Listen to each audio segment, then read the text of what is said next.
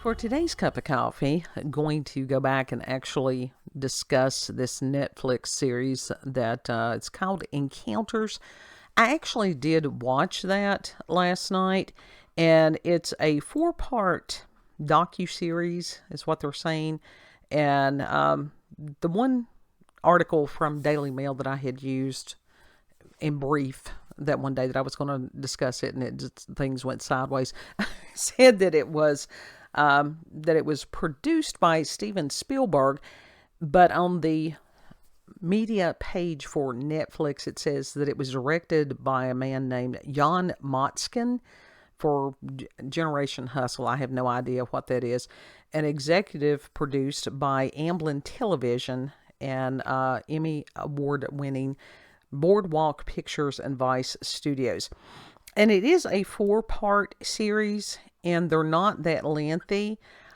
And if I can go back to what I'm trying to find. The first installment in this was where people in a town in Texas, I think there were like 600 people that witnessed these triangle-shaped things in the sky. And the way that this series is produced is interesting. It's done in a very professional way, and they do interview and talk to the people that did witness or had the different encounters.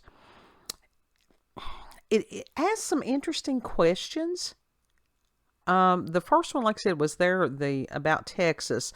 The second one was about a Welsh village, which was very interesting because they tied the sightings of those folks in with stories and legends of the fairy folk or the fae. And it made you question, was this the same thing?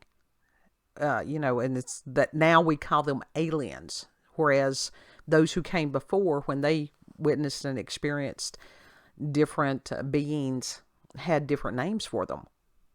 So that was a very good question. And with that one, as far as the Welsh village, it goes into as far as the underwater UFO phenomenon and how that is something that, that doesn't get as much press coverage as the things that are in the sky. But historically, the underwater UFOs have been, those have been around for a very long time. And then the third one was about the school children in Zimbabwe. And that was really interesting because in that one, there was this gentleman there that said, oh no, we just all lied. It was all made up. These people have deceived themselves. And there's something really, really off with him, because when they gave the accounts of the other people who are now adults, of what they saw when they were children, and how the scorn and the ridicule of them explaining what they had seen, how that had impacted their lives. And even as far as being able to trust people or being able to tell them deep secrets or anything like that, because that these kids were just absolutely scorned. Even the adults who had seen these things, a lot of times did not step up. Now, I will say that as far as in the Welsh village, there was this one gentleman that when he was a kid, and he had been like a little pudgy kid, and he said he was nerdy and everything like that, and that some of the other children would beat him up for whatever reason because that he had seen this UFO. And that they had finally convinced some of the adults who also had had sightings to come out with it. That was when some of the scorn and ridicule for the children diminished. But how afraid people are to tell what they have seen. And that one of the gentlemen that was interviewed was talking about how, and the example he used was very controversial, and I understand why he used it, because it was shocking. He said, if you have 1 to 5 people that claim that a priest did something improper, people will believe it. He said people have been convicted on the eyewitness testimony of a single person. And yet, when it comes to dealing with extraterrestrial subject matter, you can have hundreds of people witness these things, and yet they're still made fun of. And we have to wonder why. But he posed a very good question. And then the final installment had to do with Fukushima and how that the Japanese culture deals and thinks about UFOs and aliens in a totally different way than Western thought. It was very interesting. And it was interesting as far as, even as far as Zimbabwe, how the people of that culture, they didn't seem to have as much of a problem with it as Western people do. Not sure what it is about that society, but also you've got to realize that Zimbabwe and Japan, they're not as prone to propaganda, having propaganda used against them as Western culture has and is. So it's worthwhile. Like I said, it's very thought-provoking. If you have Netflix, I would urge you to go ahead and give it a watch. It doesn't last forever. Like I said, I was hoping that I could see how long that the episodes lasted, but unfortunately, the page that I have pulled up here does not tell me that. I'm not sorry I watched it. Now, there's been things that I have watched in the past that I'm like, yeah, damn, I wasted time there.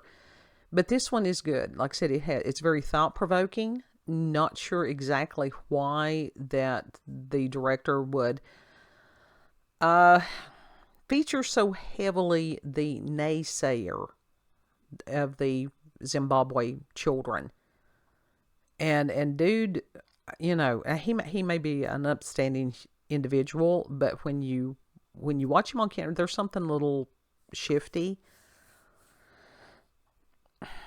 And even in the story about Texas, there was a reporter of a local newspaper that had covered the UFO story, and the main editor for the paper was from California, and so she had relocated to Texas. And when this reporter covered this very newsworthy event, the editor was horrified. She thought it would look bad on her. And so over the years and stuff, she had eventually fired the reporter because the reporter wouldn't let go of the story in the editor's eyes. Well, you know, this was kind of huge. This impacted people over in multiple areas.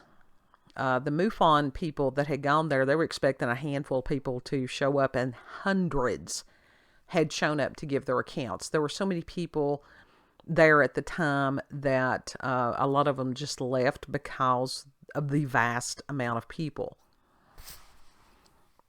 And so the reporter wanted to give these people an ear, which is something that a lot of these people have not had.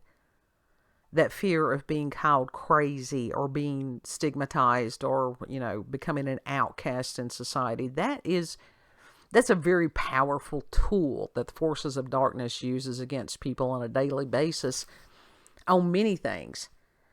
Anytime you're being frightened into silence, there's a problem. And the problem is not with you.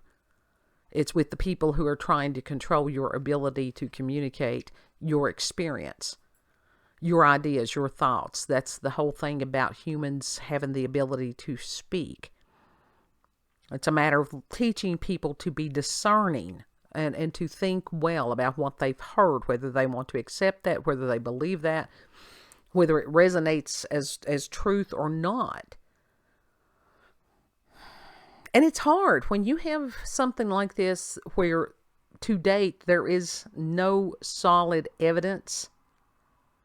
It's true of any paranormal phenomena that somebody experiences, not just the UFOs and the aliens. any kind of spiritual experience, you have to be really discerning who to tell and who to not, especially within the mental health community. Because one of the people that was interviewed was saying that, I think it was the guy that went to Zimbabwe, had been in the mental health field and had been a professor at Harvard, and one of his colleagues was talking about how ashamed and embarrassed they were by him, that he had not given these people a pill, that apparently they were schizophrenic or that they had whatever it was, and that he had not medicated them. So that tells you something. And that they had actually had this sort of tribunal type thing trying to, take the man's credentials away. We've got things like that going on today that have nothing to do with aliens, or at least supposedly don't have anything to do with aliens. So I did appreciate the fact that these documentaries showed some of the people to be the asses that they were and are. I think that when somebody does something heinous to someone else to try to destroy them and discredit them, that they need to be outed as being an ass. And yes, in today's world where it can be broadcast worldwide, do it. So, yeah, Netflix encounters can be time well spent. If you've had experiences with paranormal or supernatural, encounters with UFOs, aliens, cryptids, you can send me an email, cupofcoffeewithscream@gmail.com. Don't forget to like, share, comment, subscribe. If you have seen this series, please share your comments and your thoughts about it. And that helps.